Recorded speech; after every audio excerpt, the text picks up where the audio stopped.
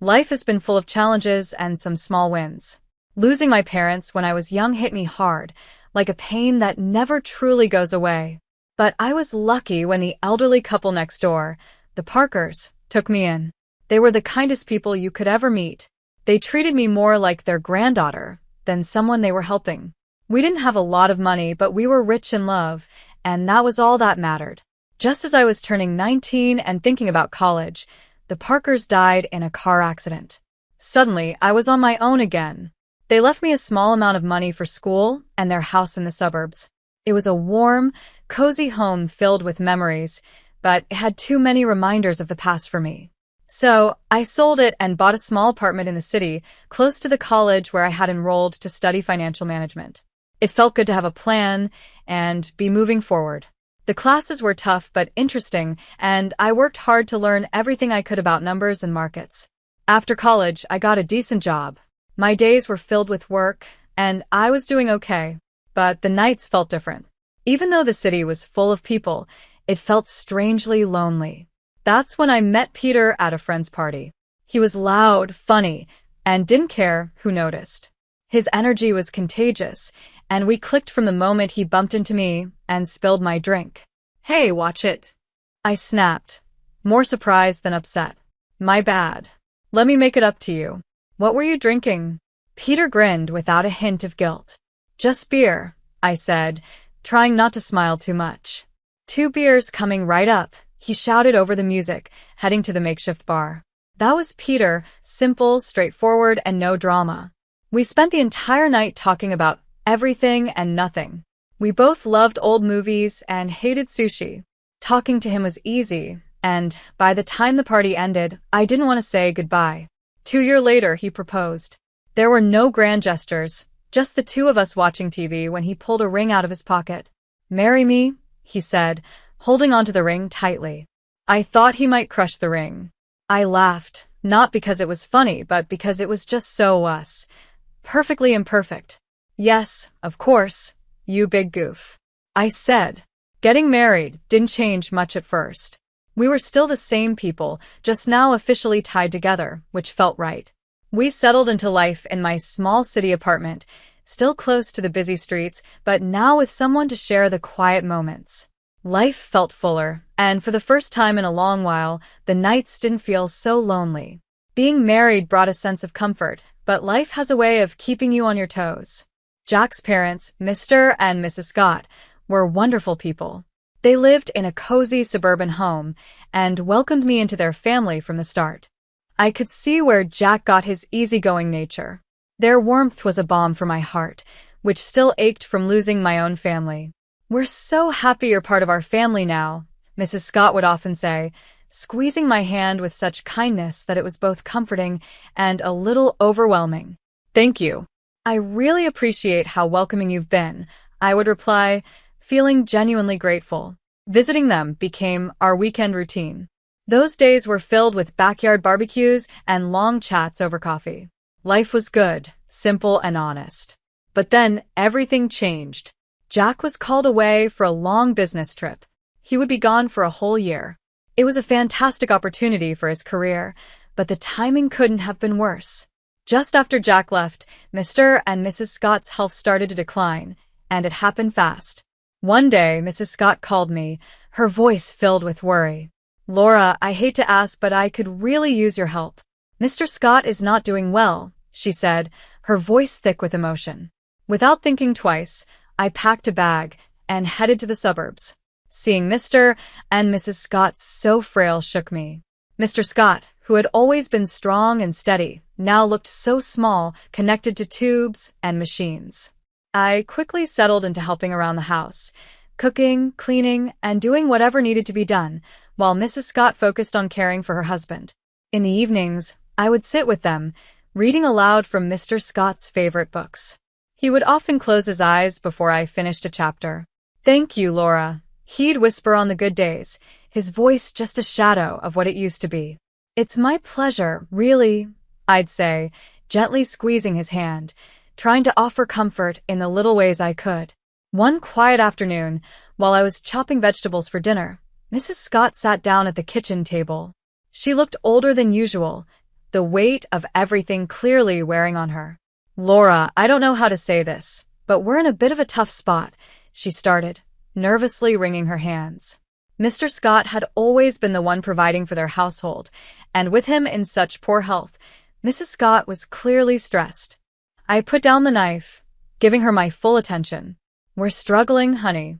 I hate to even ask, but would you consider renting out your apartment?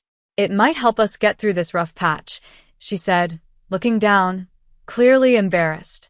I didn't hesitate for a second. "Of course, Mrs. Scott. I'll take care of it right away," I replied firmly, wanting to ease her burden as much as I could. The apartment rented out quickly, and every month, I made sure to send the rental money to Mrs. Scott, along with enough to cover groceries and bills. It wasn't easy. The commute to my job in the city was a nightmare, but I kept telling myself that family sticks together, no matter what. "You're a godsend, Laura," Mrs. Scott would say, her relief obvious every time I handed her the money. "It's what family does," I'd respond, though there were nights when I lay in the guest room, listening to the distant sounds of the city, feeling like the weight of the world was on my shoulders. Jack's phone calls were my lifeline. Even though the connection was often bad, hearing his voice kept me going. "How's it going, Joyce? Are you holding up okay?" His concern was always clear, even through the static of a long-distance call. "We're managing. Don't worry about us," I'd say, trying to sound cheerful, not wanting to add to his worries.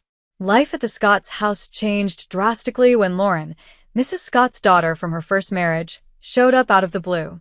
The whole atmosphere shifted the moment she arrived. She had a presence that felt like a cold wind sneaking in under the door. I didn't know Lauren very well, but Jack had mentioned her a few times, and I had seen enough during her brief, tense visits to know that her relationship with Mr. and Mrs. Scott was strained. My days were already long, juggling work and caring for Mr. and Mrs. Scott. Mr. Scott was bedridden and getting worse, and Lauren's arrival only added more stress. She moved in like she owned the place, making herself at home without a second thought. One evening, after an especially hard day, Mr. Scott motioned for me to come closer. His voice was weak, a strained whisper. "Laura, you need to watch out for Lauren. She's not a good person," he said, his words making my stomach knot with worry. "I understand, Mr. Scott. I'll be careful," I promised, though I wasn't exactly sure what I was supposed to be careful about. Mr. Scott's warning didn't take long to make sense. Lauren quickly made her intentions clear. One morning, I found her in the kitchen, her presence dark and cold, like a storm cloud. "Just so we're clear," she said, her tone sharp, "I'm not here to play maid or cook for anyone." She sipped her coffee, eyeing me like I was in her way. I felt like an outsider in her mother's kitchen. Lauren's presence made it clear that I was not welcome, but I tried to stay calm. "Okay, Lauren. I've been taking care of things so far, and I can keep doing it," I said, hoping to keep the peace. "Good, because I don't plan on lifting a finger. This is Mom's house, after all," she snapped back, her eyes daring me to say otherwise. From that day on, Lauren made sure everyone felt her presence, and not in a good way. She would order takeout just for herself and her mom, leaving the empty containers on the table for me to clean up. Her attitude wasn't subtle, and it hurt, but I kept quiet because Mr. and Mrs. Scott needed peace. One evening, Mrs. Scott spoke up, "Laura, why don't you sit and eat with us tonight?" There was a rare warmth in her voice, and for a moment, I felt like the old days were back. Before I could answer, Lauren quickly cut in. "Mom, Laura has been busy all day. She probably prefers to eat later." Her words sounded concerned, but the message was clear. I wasn't welcome at the table. The days felt heavier as my chores doubled. Lauren's entitlement filled the house, and she often whispered to her mother at night, likely turning her against me. Mrs. Scott, once kind and understanding, began to change. Her smiles became fewer, her words colder. A couple of weeks later, Mr. Scott passed away. The funeral was a somber event, with Jack flying in just in time to say goodbye. It was the first time we had been together in months, and having him by my side brought a sense of relief. But even amidst the mourning, I noticed a shift in the air at the Scott home. Lauren was on her best behavior, acting polite to everyone with a forced smile. "How's everything been while I've been gone?" Jack asked me quietly when we had a moment alone after the service. Fine. Everything's been fine, I lied, forcing a smile. I didn't want to add to his grief by telling him about the tension in the house. Are you sure? You look a bit worn out, he said, his brow furrowed with concern. It's just been busy, helping out here, I reassured him, avoiding his eyes. This wasn't the time to unload everything that had been happening. As soon as Jack left, Lauren dropped the act.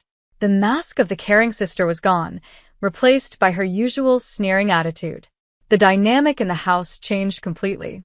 Mrs. Scott, perhaps consumed by her own grief, grew distant and cold toward me. She stopped having conversations with me, only giving commands, and I felt more like a stranger than a part of the family. Lauren took over the house as if she owned it, acting like the lady of the manor. Her reign was marked by complete disregard for anyone's feelings but her own. She started barging into my room without knocking, rummaging through my belongings like she was searching for something valuable. One afternoon, I found her in my room again, and I knew things were only going to get worse. I was out in the garden, trying to find some peace, when I noticed a box lying among the shrubs. Curious, I opened it and felt my heart sink. Inside were my watches, jewelry, and even some of my underwear. Nearby, several of my dresses were carelessly thrown over a bush. Fury rose inside me as I grabbed my belongings, clutching the box tightly. I stormed inside and found Lauren lounging in the living room, acting like she owned the place. "What the hell, Lauren?" I demanded, my voice shaking with anger. "You can't just throw my stuff out." Lauren laughed, a cold, harsh sound that echoed through the room. "Live here? Please. You're just a guest and not a welcome one. You should be out in the garden or better yet on the street. You're nothing but a useless beggar anyway," she sneered. Her words stung deeply, like pouring salt on a wound. Trembling, I turned to Mrs. Scott, who had just walked into the room. "Mrs. Scott, please. Tell her she can't treat me like this. This is supposed to be my home too," I pleaded, my voice breaking. But Mrs. Scott, once so kind and gentle, looked right through me as if I didn't exist. "This is Lauren's house now," she said coldly. "She's right, Laura. Maybe it's time you found somewhere else to live." Her words hit me like a punch in the gut. I stood there, clutching the box, my heart breaking. The home I had come to know, the family I thought I had, was falling apart in front of me. Despite everything, I stayed, because of a promise I had made to Mr. Scott on his deathbed to look after his wife and not let Lauren take control. But day by day, Mrs. Scott started to become more like Lauren. Her once gentle words turned sharp, and her eyes grew colder. One evening, as I cleaned up after dinner, she snapped at me. "You're just sitting around doing nothing, aren't you?" "I'm doing my best to keep things running smoothly," I replied, trying to keep my voice steady despite how much her words hurt. "Your best," she scoffed. "Could have fooled me. Looks like you're just freeloading." She turned her back on me and walked away, leaving me standing there, feeling crushed. I was far from a freeloader. I had rented out my apartment and sent nearly all of the income to Mrs. Scott, and I was handling most of the housework while Lauren did nothing but criticize. Lauren, living off her mother's pension, was relentless. "What does my brother even see in you?" she would taunt me at night, her voice loud enough to echo through the thin walls. I would bite my tongue, swallow my anger and frustration, and remind myself of the promise I had made to Mr. Scott. The atmosphere in the house had become unbearable, filled with tension and hostility. One evening, I came home early from work and overheard a conversation that turned my world upside down. I walked in quietly, unnoticed by Lauren and Mrs. Scott, who were in the middle of a heated discussion in the living room. "We need to get her to sell that apartment of hers. You know how much we could use that money," Lauren said, her voice greedy and calculating. "Yes, but how do we convince her?" "Laura isn't stupid. She won't just hand it over," Mrs. Scott replied, sounding both frustrated and greedy. "Leave it to me, Mom. I'll sweet-talk her into it. Once she signs it over, we can finally live the way we deserve." Lauren's words slithered through the air like a snake. Hearing them plot to take away my only financial security hit me like a punch to the gut. Fear gripped me. I knew in that moment I couldn't stay any longer. My heart racing, I slipped away to my room unnoticed. They were planning to rob me of everything, and I had to leave before they could succeed. I made up my mind right then and there. Every second in that house now felt like a countdown to disaster. With shaking hands, I quickly packed my essentials. I didn't bother with goodbyes. They didn't deserve them. Slipping out the back door, I ordered a taxi to take me to the train station. As I sat on the train, doubts swirled in my mind. Would Jack understand? Would he take their side? The uncertainty was crushing, but the fear of what might happen if I stayed was worse. I stared out the window, watching the landscape blur by, a mix of fear and determination settling in my chest. When I arrived at Jack's place, his reaction was a mix of shock, relief, and concern. His eyes widened as he opened the door, seeing me standing there with a bag in hand, probably looking as frazzled as I felt. "Laura, what are you doing here? Is everything okay?" he asked, stepping aside to let me in. I hesitated for a moment, taking in the familiar and comforting sight of his temporary home. "No, Jack." "Everything's not okay. Not at all," I replied, my voice trembling. He led me to the couch, his face now full of worry. "Talk to me, babe. What happened?" he urged gently. I told him everything. I explained how things had gotten worse since Lauren came back, how the situation at home had become unbearable, and how they were plotting to manipulate me into selling my apartment. I hadn't wanted to worry him while he was away working, but now there was no hiding it. As I spoke, Jack's face grew darker with every word I said. As I finished speaking, Jack's fists were clenched, and his jaw was tight with anger. "Why didn't you tell me any of this before?" he asked, his voice full of both concern and frustration. "I didn't want to cause more trouble. I thought I could handle it," I admitted, feeling foolish now. "Laura, damn it, you shouldn't have to handle something like that on your own," he burst out, standing up and pacing the room. "I can't believe my mom and Lauren would treat you this way." He stopped and looked at me, his eyes intense. "I'm not letting anyone treat my wife like that. No way." Without hesitation, he grabbed his phone. My heart raced as I watched him dial his mother. The phone barely rang twice before she answered. I couldn't hear her side of the conversation, but the way Jack's shoulders tensed told me enough. "Mom, this has to stop. I know everything, and I won't tolerate it. If Lauren doesn't leave, and if you don't start treating Laura with respect, we're done. No more help, no more money, nothing." Jack's voice was firm, leaving no room for debate. There was a fiery exchange and then silence. Jack gripped the phone tightly before speaking again. "Fine. "If that's your choice, then you've made mine." He hung up and turned to me, his expression softening. "Looks like it's just us now, babe. But that's all we need," he said, pulling me into his arms. I leaned into him, feeling safe and supported. "Just us," I murmured, feeling the truth in his words. We were on our own now, but somehow that felt okay. Jack and I stayed up late, talking about everything. How we would manage without supporting his mom and Lauren, how I could arrange remote work, and what our plans would look like going forward. It felt like we were building a new life, just the two of us. Whatever happens, we're in this together. You and me against the world, right? Jack said with a determined smile. "Right," I replied, smiling back, feeling more confident with him by my side. The next few days were busy. I arranged with my job to work remotely, which thankfully they agreed to. Jack helped me move my things out of storage, and we set up a little home office in the corner of his living room. It wasn't perfect, but it was peaceful, and it was ours. About a week into our new routine, I received a phone call that felt like a ghost from the past. It was Mrs. Scott. Her voice, once so sweet to me, now sounded harsh, filled with desperation and entitlement. "Laura, why haven't I received the money for this month? You know we depend on it," she demanded right away, her tone sharp and accusing. For a moment, I was stunned silent by her nerve. It was unbelievable.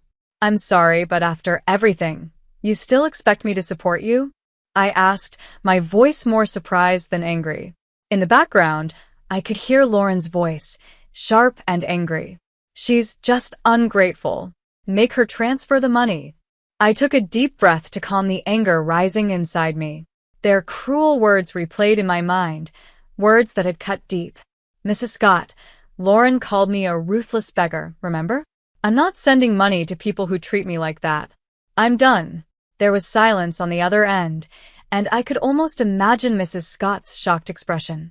"But we're family," she finally said, her voice a mix of anger and desperation. "No, family doesn't treat each other that way."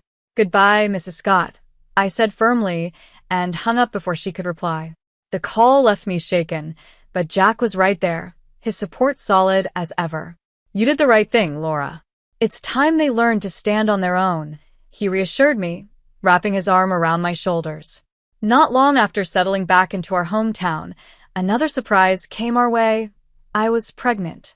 The news brought us joy we hadn't expected, and suddenly the future felt bright and full of possibilities. We decided it was time to sell my apartment and buy a small house in the suburbs, somewhere close to a good school where our child could grow up. As we were planning the move, another call came, this time from Mrs. Scott. Her voice sounded different, desperate, almost pitiful. "Laura, I've made a mistake.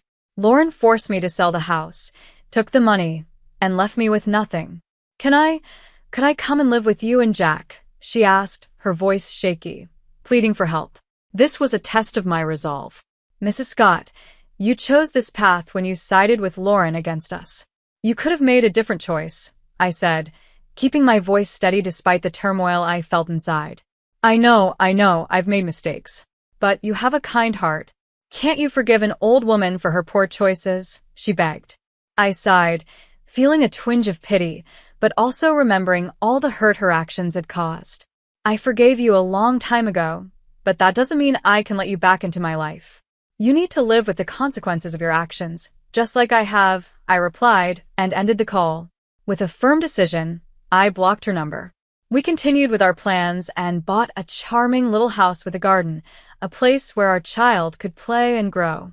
One lazy Thursday morning, as I was flipping through the newspaper with my coffee, a headline caught my eye: "Local woman arrested for massive fraud scheme."